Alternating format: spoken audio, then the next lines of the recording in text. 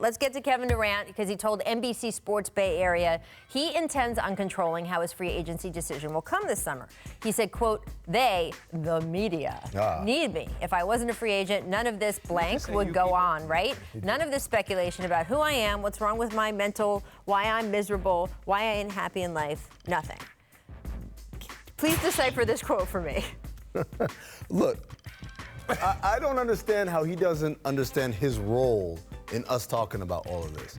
Because he's got a teammate who's a free agent. We talk about Klay Thompson being unhappy. Do we talk about Klay? No, because Klay Thompson does not pour gas onto the fire. Okay, but in fairness, I will say this. If Klay Thompson shocked everyone and decided to up and switch teams next year, it would not completely change the balance of the NBA. If KD wakes up and switches teams, he will change the balance of the NBA. Okay. That is the primary reason we talk about him instead of Klay. So, again, I don't understand what he doesn't get, how he's so confused by this. But the good news is this. He'll leave. He'll probably go to New York, and then it'll all end because everyone knows the media doesn't talk to him about you once you go to New York, especially the local media. Well, my thing is this. Oh, no?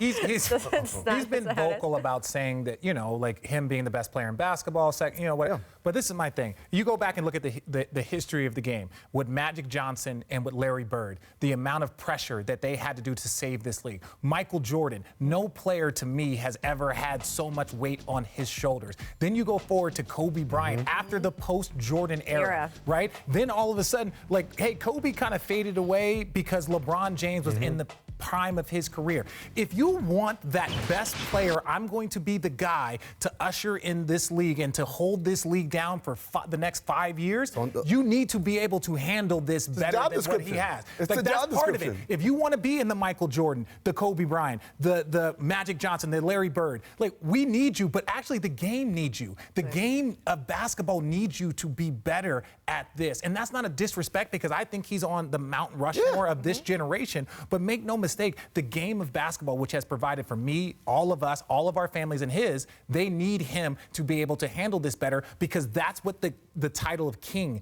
means. When you are the king, when you are number one, that means you have a ton more responsibility that you have to handle or you're not fit for that. Heavy is the head that wears the crown. I will say that whole statement, for the second words, right? I will say for the second time in 2 days, the media is not some, like, faceless mob. The media is a conduit to the fans. And you know how I know that?